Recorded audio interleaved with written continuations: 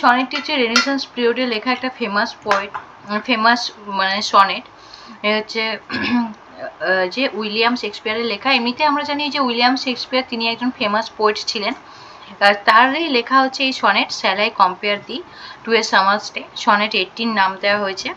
আর এই সনেটের হচ্ছে স্ট্রাকচারটা কেমন আছে, 3 কোয়ার্টেন্স আর এ কাপলেট। এখানে দেখো টোটাল 12টা লাইন আছে।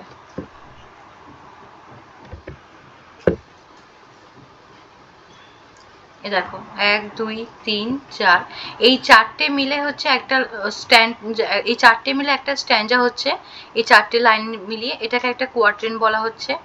দিয়ে নেক্সট হচ্ছে 5 থেকে এই 9 অবধি, 5 থেকে 8 অবধি 1 2 3 4, এটা সেকেন্ড কোয়ার্টেন্ট।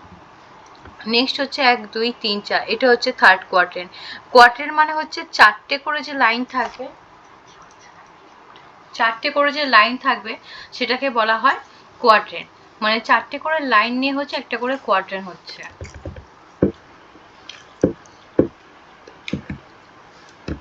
তারপরে দেখো নিচে যে এই দুটো লাইন আছে, এই দুটোকে কাবলেট বলা হয়। কাবলেট হচ্ছে দুটো লাইনকে নিয়ে কাবলেট বলা হয়। তো তাহলে এখানে কি দেখলাম যে এখানে স্ট্রাকচারটা কেমন, যে 3টে কোয়ার্টেন্ট আছে, 1 2 3 4, এই 4টে লাইন নিয়ে হচ্ছে একটা কোয়ার্টেন্ট। নেক্সট হচ্ছে 1 2 3 4, এই 5 থেকে 8 অবধি এই 4টে লাইন নিয়ে হচ্ছে সেকেন্ড কোয়ার্টেন্ট। নেক্সট হচ্ছে 9 থেকে 1 2 3 4, 9 থেকে 12 অবধি এই 4টে লাইন নিয়ে হচ্ছে তোমার থার্ড কোয়ার্টেন্ট। আর এই 13 আর 14 এই দুটো লাইন নিয়ে হচ্ছে কাবলেট। তাই 14টা লাইন আছে এই সনেটে। একটা সনেটে সবসময় 14টা লাইন থাকে, 14th লাইন। আর এই সনেটের রাইম স্কিম হলো, বইতেও লেখা আছে, তোমাদের দেখাচ্ছি।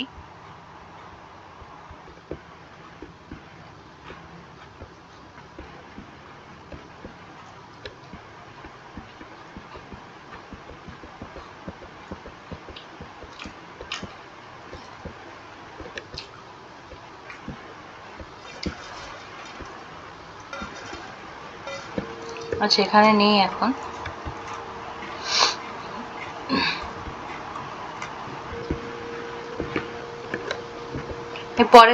পরে বলছি, তবে আমি রাইম স্কিমটা বলে দিচ্ছি।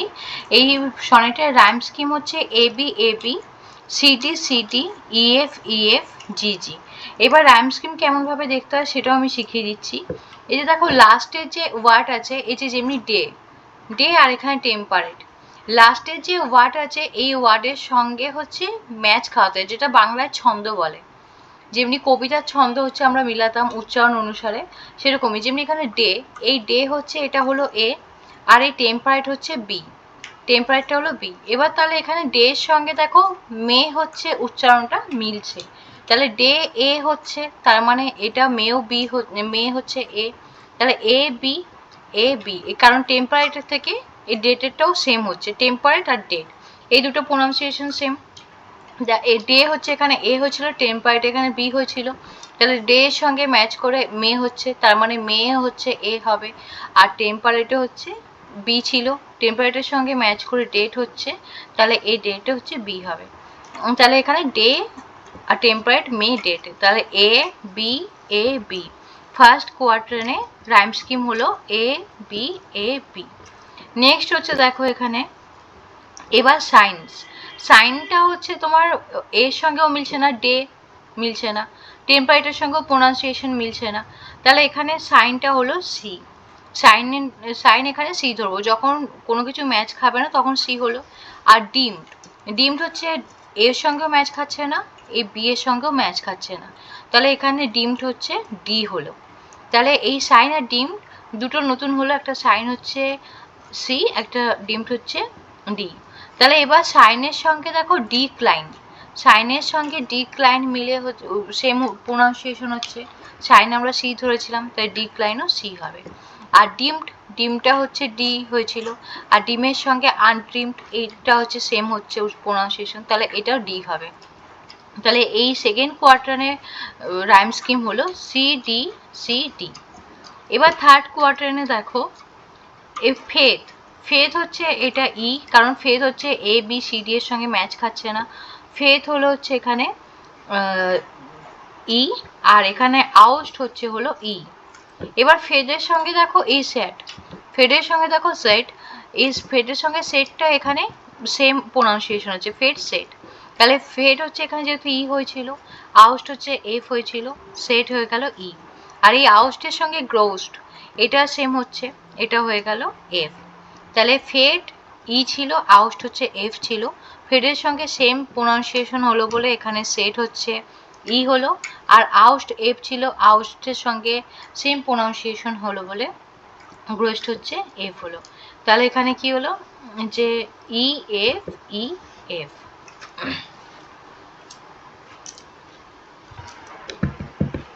এবার কাভলেটে দেখো, কাভলেট এই দুটো লাইন জি জি, ই এফ এর পরে কি আসে, জি আসে ই এফ এর পরে। তো এখানে সি হচ্ছে মিলে গেছে, সি আর দি এই দুটো মিলে গেছে, সি আর দি। যদি এটা আলাদা থাকতো তাহলে এইচ হতো, যদি দি যদি না থাকতো অন্য প্রোনাউন্সিয়েশন হতো তাহলে এটা এইচ ধরা হতো। সিটাকে এখানে জি ধরা হয়েছে, এবার সি এর সঙ্গে এটা ম্যাচ হয়ে যাচ্ছে দিটা, যার জন্য সি দি। তাহলে কি হচ্ছে, এটাও জি ছিল তাই এটার সঙ্গে এটা জি হলো।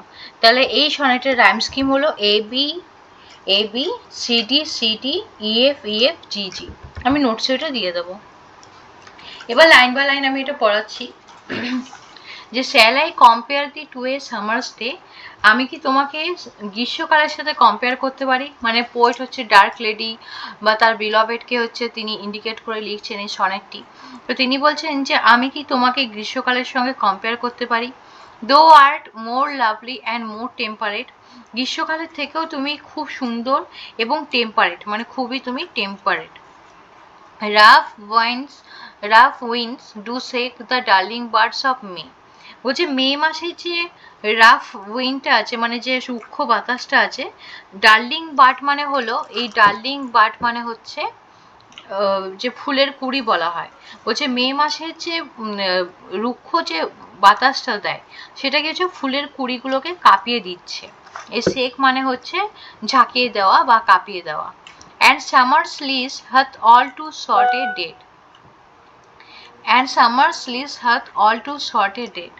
মানে এখানে বলছে কি যে গ্রীষ্মকালে কিছুদিনের মধ্যেই শেষ হয়ে যাবে। এখানে দেখো এই যে হাত, এই হাতটা যে আছে, এই হাত মানে হচ্ছে হ্যাজ, ঠিক আছে, এইচ এ এস, এই হাত মানে হচ্ছে হ্যাজ এইচ এ এস। তাহলে এখানে কি বলছে যে এই সামার গ্রীষ্মকালে কিছুদিনের মধ্যেই শেষ হয়ে যাবে, আর বলছে গ্রীষ্মের সময় মানে কি যে সামার্সের টাইমটা না খুব শর্ট, খুব তাড়াতাড়ি সামার্স শেষ হয়ে যাবে। তাহলে এই চারটে লাইন আমি আবার বলছি, এই হাত মানে মনে রাখবে যে হ্যাজ এইচ এ এস, কেউ চাইলে বইতে লিখে রাখতে পারো বই যদি কাছে থাকে।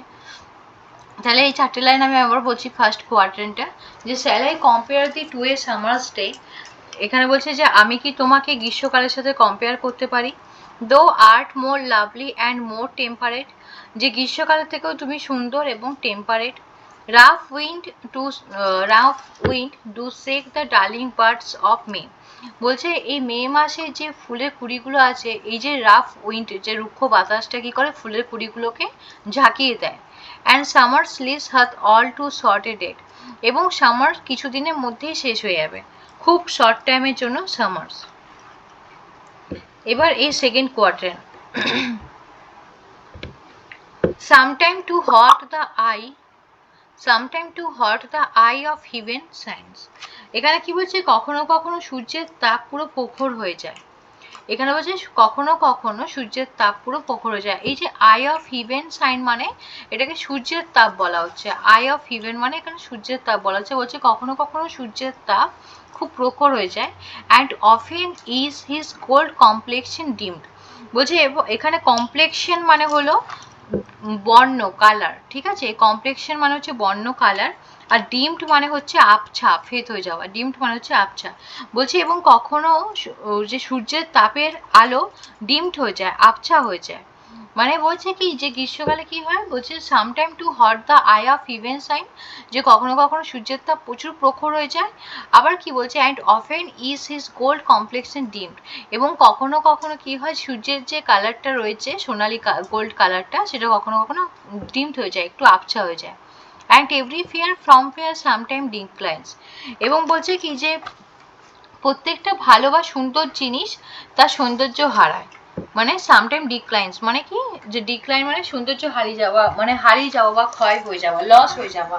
ডিক্লাইন মানে হচ্ছে ক্ষয় হয়ে যাওয়া।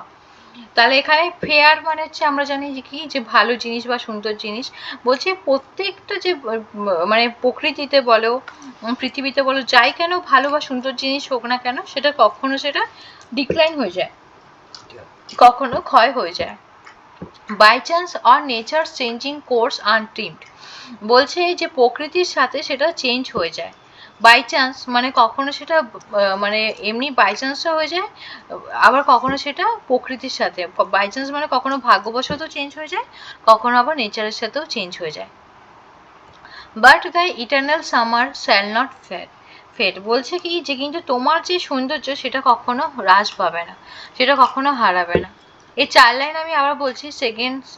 যে সেকেন্ড কোয়াড্রেন্টটা আছে, যে sometime too hot the eye of heaven shine, বলছে কখনো কখনো সূর্যের তাপ প্রচুর প্রখর হয়ে যায়, and often is his gold complexion dimmed, এবং কি বলছে যে কিন্তু যে মানে সূর্যের তাপ কখনো কখনো যেমনি প্রখর হয়ে যায়, এবং সূর্যের তাপ কখনো কখনো আবার আবছা হয়ে যায়, সূর্যের যে গোল্ড কালারটা রয়েছে সেটা কখনো ডিমড হয়ে যায়, আবছা হয়ে যায়। And every fair form sometime decline, এবং প্রত্যেকটা সুন্দর ভালো জিনিস যতই থাকুক না কেন, সুন্দর হোক না কেন, সেটা কখনো কখনো ডিক্লাইন হয়ে যায়, মানে সেটা কখনো ক্ষয় হয়ে যায়। বাই চান্স সেটা দুর্ভাগ্যবশতও হয়ে যায়, ভাগ্যবশত হয়ে যায়, or nature changing course untrimmed, বা সেটা প্রকৃতির সাথে কখনো সেটা চেঞ্জ হয়ে যায়। তাহলে এই 8টা লাইনে কি বলছে, ফার্স্ট আর সেকেন্ড কোয়াড্রানে বলা হচ্ছে কি, এখানে পোয়েট তিনি হচ্ছে যে লেডিকে তিনি ডেডিকেট করে লিখছেন, তাকে বলছেন যে তোমাকে কি আমি সামার স্টের সঙ্গে কম্পেয়ার করতে পারি, কারণ তুমি সামার স্টের থেকেও অত্যন্ত তুমি হচ্ছে টেম্পারেট, আর তুমি খুব সুন্দর। আর এখানে সামার স্টেতে কি হচ্ছে, যে মে মাসে যে রুক্ষ বাতাসটা দেয়, সেটা কি হয়, যে মে মাসে ফুলের কুড়িগুলোকে নাড়িয়ে দিচ্ছে। আর সামার স্টেটা হচ্ছে খুব শর্ট টাইম, সামার স্টেটা খুব শর্ট টাইমের জন্য হচ্ছে আসে, খুব শর্ট টাইমের জন্য সামার স্টেটা আসে। তারপরে বলা হচ্ছে কি, যে সূর্যের তাপ কখনো কখনো খুব মানে উত্তপ্ত হয়ে যায়, আবার সূর্যের তাপ কখনো কখনো আবছা হয়ে যায়, ডিমড হয়ে যায়। আর যতই প্রত্যেকটা সুন্দর মানে যতই সুন্দর জিনিস থাকুক না কেন, সেই সুন্দর জিনিস কখনো কখনো ক্ষয় হয়ে যায়, তার সৌন্দর্য হারিয়ে ফেলে। সেটা হয়তো ভাগ্যবশত হতে পারে, বা ওইটা নেচারের সঙ্গেও কখনো কখনো চেঞ্জ হয়ে যায়। এই দুটো কোয়ার্টারে এটা বলা হচ্ছে। এবার থার্ড কোয়ার্টারে বলা হচ্ছে যে but the eternal summer shall not fade, বলছে কিন্তু তোমার যে সৌন্দর্য সেটা কিন্তু কখনো ফেড হবে না। মানে পোয়েট তার বিলভেডকে বলছেন তোমার যে সৌন্দর্য সেটা কিন্তু কখনো ফেড হবে না। Not lose possession of that fair the world, এখানে বলছে কিন্তু তোমার যে অধিকার সেটাও কখনো হারাবে না। মানে এখানে পোয়েট বলতে চাইছেন যে তোমার যে সৌন্দর্য সেটা তোমারই থাকবে, সেটা কখনো হারাবে না। আর এখানে হচ্ছে পজিশন মানে হলো অধিকার। তারপরে হচ্ছে নর শ্যাল ডেথ ব্র্যাক দো one rest in this set, এখানে বলছে কি, যে এমনকি মৃত্যুর ছায়াও তোমাকে জাকাতে পারবে না। ব্র্যাক মানে হচ্ছে জাকানো। When in eternal lines to time thou growest, বলছে যখন সময়ের সাথে কবিতার লাইনে তুমি বেড়ে চলেছ। মানে এখানে এই নেক্সট কোয়ার্টারটা যেটা আছে থার্ড কোয়ার্টার, সেটা আমি বলে দিচ্ছি। বলছে কি যে not but the eternal summer shall not fade, মানে পোয়েট তার বিলভেডকে বলছেন যে তোমার সৌন্দর্য যেটা আছে সেটা কখনো হারাবে না। পৃথিবীর প্রত্যেকটা পৃথিবীতে যাই থাকুক না কেন, নেচারের যে যতই সুন্দর জিনিস হোক না কেন, সেই সৌন্দর্য হচ্ছে হারিয়ে যায়। সেটা ভাগ্যবশত হতে পারে বা প্রকৃতির সাথে সাথে হতে পারে, কিন্তু তোমার যে সৌন্দর্য আছে সেটা কখনো হারাবে না। এমনকি তোমার যে অধিকার, পজিশন মানে অধিকার যেটা বললাম, তোমার যে অধিকার সেটাও কখনো লস হবে না, তোমার সৌন্দর্য তোমারই থাকবে। এমনকি যে মৃত্যুর ছায়াও, এই যেখানে বলছে শ্যাল ডেথ ব্র্যাক, বলছে মৃত্যুর ছায়াও তোমাকে জাগাতে পারবে না। When in eternal lines to time thou growest, বলছে যে যখন তুমি সময়ের সাথে সাথে কবিতার লাইনে বেড়ে চলেছ।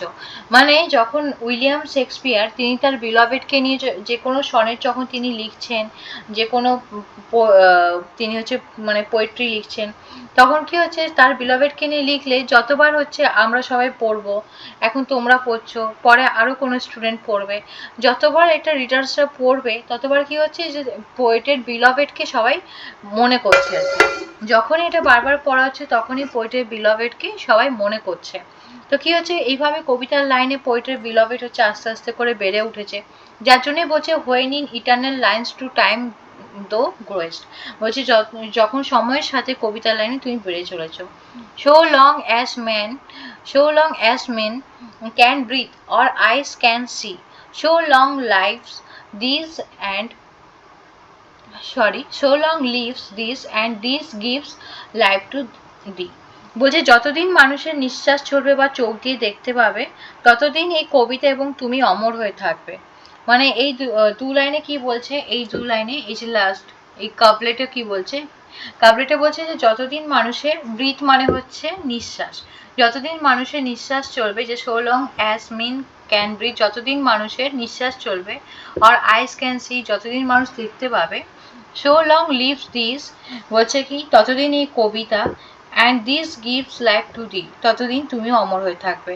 পোয়েটের বিলভেড কি করে অমর হয়ে থাকবে, মানে যতদিন মানুষের নিঃশ্বাস চলবে ততদিন মানুষ কি করে পড়াশোনা করবে। আজকে তোমরা পড়ছো, আবার পরের বছর কেউ ফার্স্ট ইয়ারে ভর্তি হবে, তখন তারা আবার এই পোয়েমটি পড়বে। তাহলে কি হচ্ছে, যতদিন মানুষ পড়াশোনা করছে, নিঃশ্বাস চলছে মানে পড়াশোনা করবে, ততবার এই পোয়েমটা পড়া হবে। আর এই পোয়েমটা পড়া হলে কি হবে, এই পোয়েমের মধ্যে যে তিনি তার বিলভেডকে নিয়ে লিখেছেন, তার বিলভেডের কথাটা বারবার সবাই বুঝতে পারবে। যে এইভাবে এই পোয়েমের মাধ্যমে, মানে এই সনেটের মাধ্যমে হচ্ছে তার বিলভেডকে তিনি অমর করে রেখেছেন। সেই জন্যই লাস্ট লাইনে বলছেন যে যতদিন এই কবিতা আর তুমি অমর হয়ে থাকবে। তো এটা আমি একবার রিপিট করে দিচ্ছি যে shall I compare the to a summer stay, যে আমি কি তোমাকে সামার স্টের সঙ্গে কম্পেয়ার করতে পারি। দো art more lovely and more temperate, বলছে কি যে গ্রীষ্মকালের থেকেও তুমি অনেক সুন্দর এবং temperate. Rough wind do shake the darling birds of May, বলছে মে মাসের যে হচ্ছে রুক্ষ বাতাস সেটা কি হয়, ডার্লিং বার্ডসে আছে ফুলের কুড়িগুলোকে কাঁপিয়ে দেয়। And summer's lease hath all too short a date, বলছে কি যে গ্রীষ্মকাল কিছুদিনের মধ্যেই শেষ হয়ে যাবে, কারণ গ্রীষ্মকালটা খুব শর্ট টাইমের জন্য। Sometime too hot the eye of heaven shine, বলছে কি যে কখনো কখনো সূর্যের তাপ অনেক প্রখর হয়ে যায়, আবার কখনো কখনো সূর্যের তাপ হচ্ছে আবার ফেথ হয়ে যায়, হচ্ছে সেটা। আর এখানে বলা হচ্ছে যে যতই সুন্দর জিনিস থাকুক না কেন, and every fair from fair sometime decline, যতই সুন্দর জিনিস থাকুক না কেন সেটা ডিক্লাইন হয়ে যায়, মানে তার সৌন্দর্য হারিয়ে ফেলে। By chance or nature changing course untrimmed, সেটা হয়তো নেচার প্রকৃতির সাথে সাথেও চেঞ্জ হয়ে যায়, বা সেটা কখনো ভাগ্যবশত চেঞ্জ হয়ে যায়। But the eternal summer shall not fade, বলছে কিন্তু এখানে তোমার যে সৌন্দর্য সেটা কখনো ফেথ হবে না। Nor lose possession of that fair thou অবেস, বলছে তোমার যে অধিকার সেটাও কখনো হারাবে না, মানে তোমার সৌন্দর্য তোমারই থাকবে। নট শ্যাল দে ব্র্যাক দো ওয়ান্ডারেস্ট ইন হিজ সেট, বলছে কি এমন কি যে মৃত্যুর ছায়াও তোমাকে জাগাতে পারবে না। When in eternal lines to time thou growest, কারণ যখন হচ্ছে এই পোয়েমের মাধ্যমে এই কবিতার লাইনে তুমি বেড়ে চলেছ। So long as men can breathe or eyes can see, so long lives this and this gives life to thee, যতদিন মানুষের নিঃশ্বাস চলবে বা চোখ দিয়ে দেখতে পাবে ততদিন এই কবিতা এবং তুমি অমর হয়ে থাকবে। তাহলে এখানে আমরা কি দেখছি, এই সনেট শেক্সপিয়ার, এই সনেটে হচ্ছে উইলিয়াম শেক্সপিয়ার কি করেছেন, এটা তার ফেমাস একটা সনেট। আর এই সনেটে পোয়েট হচ্ছে তিনি হচ্ছে তার ইয়াং, মানে তার বিলভের হচ্ছে যে বিউটি আর ইয়াং, মানে ইউথের যৌবনের হচ্ছে একটা ইয়ে দিচ্ছে আর কি ডিসক্রিপশন। তিনি তার যে তার বিলভেডের যে সৌন্দর্য সেটাকে তিনি হচ্ছে সামার স্টের সঙ্গে কম্পেয়ার করেছেন। আর এখানে পোয়েট বলছেন তার বিলভেড হচ্ছে তার মানে সামার স্টেট থেকেও মানে অত্যন্ত পরিমাণে টেম্পারেট আর সুন্দর। আর তিনি হচ্ছে এই সনেটের মাধ্যমে তিনি তার মানে বিলভেডকে তিনি অমর করে রেখেছেন, কারণ যতবার এই সনেটটা পড়া হবে ততবার কি হবে, তার বিলভেডের সৌন্দর্য সবাই বুঝতে পারবে, তার বিলভেড সম্পর্কে সবাই জানতে পারছে। তাহলে কি যত দিনের পর দিন হচ্ছে এই মানে সনেটটা পড়বে লোকে, ততদিন তার বিলভেড আরো অমর হয়ে যাবে, এটা এই সনেটে বলা হয়েছে। সবাই বুঝতে পেরেছো? হ্যাঁ ম্যাম। আচ্ছা, বাকিদের সবার ক্লিয়ার তো? ম্যাম একটা কোশ্চেন আছে। হ্যাঁ বলো। ম্যাম 4 নম্বর লাইনটায় ওই যেটা ফার্স্ট কোয়াড্রেন্টে হুম লেখা আছে and summer lease hath all too short a date. হুম মানে হ্যাথ মানে তো আপনি আর্কাইক ল্যাঙ্গুয়েজ, ওটা মানে হচ্ছে হ্যাজ। হ্যাঁ এই যে এখানে টার্মিনোলজিটা আছে সামার প্লিজ, মানে হুম গ্রীষ্মের যে ডিউরেশনটা বা পিরিয়ডটা বা পর্যায়টা বলেছে, হুম তো এখানে এই যে লিজ কথাটা তো একটা লিগ্যাল টার্ম, যেমন জমি লিজ নেওয়া বা কিছুর ক্ষেত্রে বলা হয়। তো এটা কি মানে এক ধরনের মেটাফোর ম্যাম? হ্যাঁ, মেটাফোর তো অনেক ইউজ করা হয়েছে এই পোয়েমে, কিন্তু হুম। এখানে লিজ মানে হচ্ছে কম টাইম, মানে খুব কম টাইমটাকে বোঝানো হচ্ছে। এই তা শর্টের এটা কি ডেট। মেটাফোর ম্যাম, মানে মেটাফোর অর্থে ব্যবহার করা হয়েছে হ্যাঁ হ্যাঁ। এই? আচ্ছা ম্যাম, আরেকটা কোয়েশ্চেন আছে ম্যাম। হুম এখানে একটা 8 নম্বর লাইনে মানে সেকেন্ড কোয়াড্রেন্টে হুম হুম and every fair from fair হুম sometimes declines, হ্যাঁ এখানে দুটো ফেয়ারের আলাদা আলাদা মিনিং মানে নিচের অ্যানালিসিসে বলছে দেখছি ম্যাম, মানে পড়তে পড়তে আমি বলছি।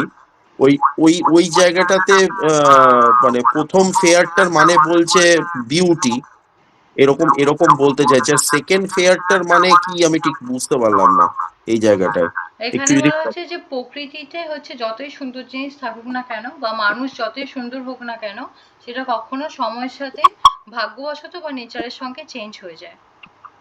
আচ্ছা, হ্যাঁ ওকে, থ্যাংক ইউ ম্যাম। হ্যাঁ হ্যাঁ।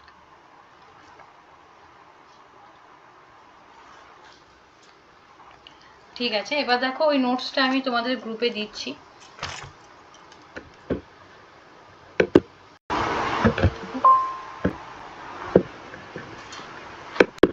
আচ্ছা দেখো, কোশ্চেনগুলো বলছি, কোশ্চেনের মিনিংটা। এখানে বলছে যে which features of the wife of Bath persona make her a memorable character. এখানে যে মানে ক্যারেক্টার বলছে ওয়াইফ অফ বাথের হচ্ছে কোন পার্সোনালিটি ক্যারেক্টারটা মেমোরেবল ক্যারেক্টার হয়ে আছে, মানে ওয়াইফ অফ বাথের হচ্ছে কোনটা মানে তার নিজস্ব পার্সোনালিটি কোনটা তার হচ্ছে মেমোরেবল ক্যারেক্টার হয়ে আছে, সেটা সম্পর্কে এখানে বলা আছে। এই যে তার যে এখানে দাঁতের মধ্যে যে ফাঁকা গ্যাপ ছিল সেটা বলা হয়েছে।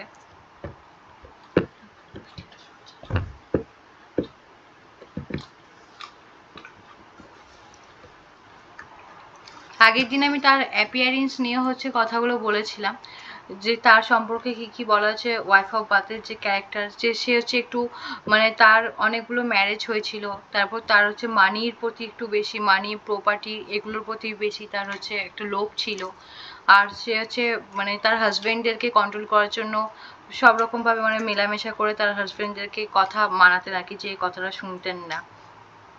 আচ্ছা, অনেক টাইপিং করার সময় না আমার অনেক জায়গায় ভুলবশত এখানে বাই মিস্টেক স্টার পড়ে গেছে। এই স্টারগুলোকে আবার কেউ ইম্পর্টেন্ট কিছু ভাববে না, অনেক জায়গায় আমার স্টার পড়ে গেছে এই ল্যাপটপে টাইপিং করতে করতে, তো এটা এমনি নর্মালি নেবে।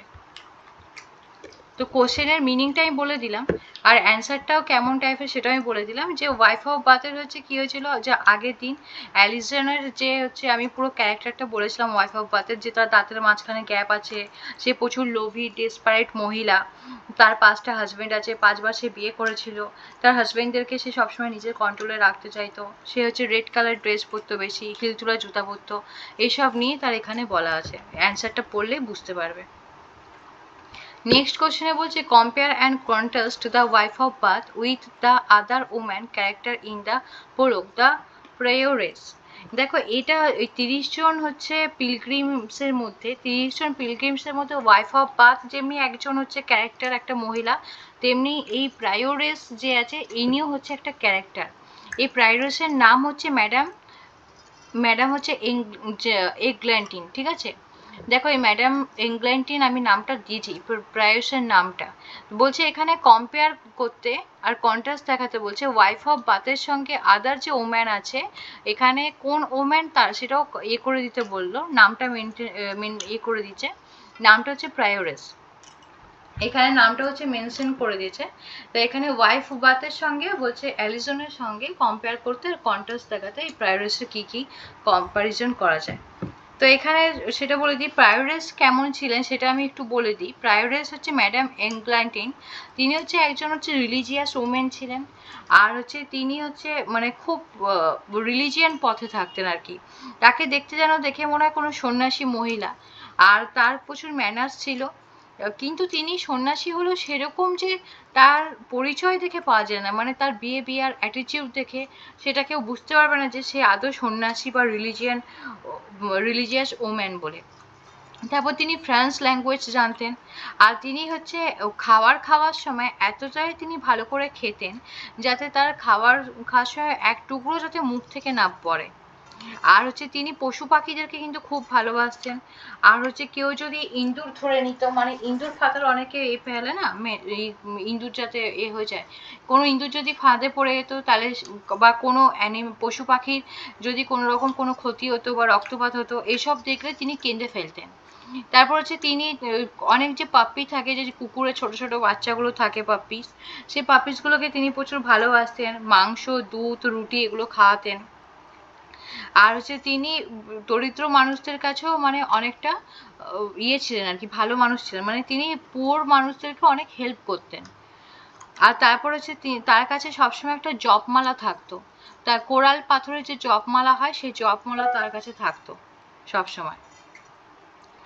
আর এখানে হচ্ছে তিনি এই স্যাটিয়ার করে হচ্ছে এমন চরিত্র কিছু তুলে ধরেছেন, মানে আমাদের চসার জিওফ্রি চসার, তিনি হচ্ছে এমন স্যাটিয়ার করে একটা কথা বলেছেন, বলছে যে এই যে প্রায়োরস যিনি আছেন তার নাম যে ম্যাডাম অ্যাংগ্ল্যান্টিন, বলছে তার হাতে যে জপমালাটা আছে, এই জপমালা মানেই যে তিনি হচ্ছে রিলিজিয়াস ওম্যান, এটা কিন্তু পরিচয় পাওয়া যায় না, বরং হচ্ছে তার এটা ফ্যাশনের পরিচয় পাওয়া যায়। আমি আগের দিনকে একটা কথা বলেছিলাম, এই যে এই প্রলোগে এই ওয়াইফ অফ বাথ, এটা তো মানে শুধু ওয়াইফ অফ বাথের ক্যারেক্টারই বইতে তোমাদের লেখা আছে। এটা আমি তোমাদের বলে দিই, এই যে এই জিওফ্রি চসারের লেখা, এখানে চসার না প্রত্যেকটা ক্যারেক্টার নিয়ে তিনি স্যাটিয়ার করেছেন, একটা না একটা তিনি খুদ বার করেছেন সবাইকে নিয়ে, একটা না একটা খুদ তিনি সবার ক্যারেক্টারের মধ্যে বের করেছেন। এই যে দ্য প্রায়োরেস ম্যাডাম অ্যাংগ্ল্যান্টিন, তিনি কিন্তু হচ্ছে একজন সন্ন্যাসী মহিলাই ছিলেন, আর হচ্ছে তিনি ধর্মীয় নারী ছিলেন, আর তিনি ফ্রান্স ভাষা জানতেন, তিনি পশু পাখিদের ভালোবাসতেন, গরিব লোকদেরকে সাহায্য করতেন, পশু পাখিদেরকে তিনি খাওয়াতেন, আর তিনি হচ্ছে মাংস দুধ রুটি সে পাপিসদেরকে খাওয়াতেন, কুকুর বাচ্চাগুলোকে। আর তার হাতে সবসময় কোরাল পাথরের জপমালা থাকতো। এই কোরাল পাথর জপমালা থাকলে আমরা কি ভাবি, যেমনি ঠাকুমা দিদাদের হাতে থাকলেও আমরা কি ভাবি যে ঠাকুর নাম করছে, জপ করছে। কিন্তু এখানে হচ্ছে আমাদের যে চসার রয়েছেন, জিওফ্রি চসার পোয়েট, তিনি হচ্ছে স্যাটিয়ার করে বলছেন যে জপমালা আছে মানেই যে সে ঠাকুরের জপ করছে সেরকম কিছু না, বরং সেটা ফ্যাশনের পরিচয়ও পাওয়া যেতে পারে। এই যে এটা হচ্ছে তিনি ব্যঙ্গ করে কথাটা বলেছেন। তো এখানে হচ্ছে ওয়াইফ অফ বাথের সঙ্গে তাহলে আমি তাহলে তোমাদের এটা বলে দিলাম প্রায়োরেসের কি ক্যারেক্টার, তার ক্যারেক্টার কেমন। এবার ওয়াইফ অফ বাথ যে অ্যালিসন রয়েছে আর প্রায়োরেসের নামটা আমি বললাম ম্যাডাম অ্যাংগ্ল্যান্টিন, তো এদের দুজনের মধ্যে কি কম্পেয়ার। হ্যাঁ বলো। হুম। সেকেন্ড কোশ্চেনে বলছে মানে অ্যান্সারটাতে in the general prologue the wife of Bath is contrasted primarily with the prioress Madame Eglantine. While they are only two women fully described in the prologue, they represent two opposite poles of medieval womanhood. আমার কথাটা শোনো, আমি সব question দিইনি, যেগুলো important সেই কোশ্চেনগুলো আমি দিয়েছি। না এখানে একটা টার্ম আছে, জাস্ট ওইটার মানে জিজ্ঞেস করবো ম্যাম। ঠিক আছে, ওইটার মানে লাস্টেও জিজ্ঞেস করবে, আমি পড়ানোর সময় আমাকে অন্য কিছু মাঝখানে এই করবে না, আমার তাতে প্রবলেম হয়। হ্যাঁ, তো এখানে যেটা আমি বললাম যে ওয়াইফ অফ বাথ আর এখানে প্রায়োরেসের মধ্যে যে কম্প্যারিজনটা, এখানে কি কম্পেয়ার করা যেতে পারে, যেটা আমি বললাম প্রায়োরেস তিনি কিন্তু একজন মানে রিলিজিয়াস ওমেন ছিলেন, আর যে এখানে ওয়াইফ অফ বাথ আছে তিনি কিন্তু রিলিজিয়াস ওমেন ছিলেন না, কারণ তিনি তো ডেসপারেট, তার প্রপার্টি তার টাকা পয়সা এসবের প্রতি লোক, সে ফ্যাশন করতে যায়, সবসময় রেড কালার ড্রেস পরে, সবসময় স্যান্ডেল পরে, রুমাল নিয়ে ঘোরে। আর কিন্তু এখানে যে ম্যাডাম অ্যাংগ্ল্যান্টিন রয়েছে, তিনি হচ্ছে সবসময় তার হাতে হচ্ছে জপমালা নিয়ে ঘোরেন, যে কোরাল পাথরের যে জপমালা সেটা নিয়ে তিনি ঘোরেন। আর তিনি হচ্ছে মানে পশু পাখিদেরকে খুব ভালোবাসতেন, বরং তিনি গরিব লোকদেরকে আরো হেল্প করতেন। তো এখানে অনেকটা পুরো ডিফারেন্ট। পুরো কম্প্যারিজন এখানে করা যাচ্ছে যে প্রায়োরিস আর ওয়াইফ অফ বাথের মধ্যে পুরো ডিফারেন্ট এরা দুজনে। ওয়াইফ অফ বাথ হচ্ছে মানে একটু মানে ক্যারেক্টার অন্যরকম, তাকে অন্যরকমভাবে দেখেছেন আমাদের পোয়েট। আর প্রায়োরিস হচ্ছে তিনি কিন্তু ভালো, কিন্তু তাকে হচ্ছে স্যাটিয়ার করে আমাদের পোয়েট লিখেছেন যে হাতে জপমালা আছে মানে এই না যে সে ধর্মীয় নারী বলে। তারপরে এখানে দেখো নেক্সট কোশ্চেনে দেওয়া আছে যে give a sketch of the character of the wife of Bath. এখানে বলছে ওয়াইফ অফ বাথের স্কেচটা দিতে, মানে তার ক্যারেক্টারের। তো ওয়াইফ অফ বাথ কেমন ছিল সেই আমি তোমাদের যেটা পড়িয়েছিলাম সেটাই ঘুরিয়ে ফিরিয়ে এই কোশ্চেনটা এসেছে, ঘুরিয়ে ফিরিয়ে এই কোশ্চেনটা এসেছে। আর এক্সামের জন্য এই তিনটের মধ্যে মোস্ট ইম্পর্টেন্ট কোশ্চেন হচ্ছে এই যে এটা, এই কোশ্চেনটা খুবই ইম্পর্টেন্ট, এটা ধরে রাখো এক্সামে আসবে। এই তিনটের মধ্যে এটা বেশি মোস্ট ইম্পর্টেন্ট। এখানে হচ্ছে যা যা কোশ্চেন ইম্পর্টেন্ট সেই তিনটে কোশ্চেন আমি দিয়েছি। এবার যখন লাস্ট মিনিট সাজেশন ফাইনাল এক্সামের আমি 1 মাস আগে দিই, সেখানে কিছু আমি শর্ট কোশ্চেন দিই। শর্ট কোশ্চেন যেমনি পুরোনো ইউজিতে আসছে, এবার তোমাদের কেমন প্যাটার্ন হবে সেটা তো এখনো জানা যায়নি, তো তখন আমি লাস্টে কিছু কোশ্চেন ইনক্লুড করবো শর্ট টাইপের। আর এগুলো তোমাদের লং কোশ্চেন দেওয়া আছে।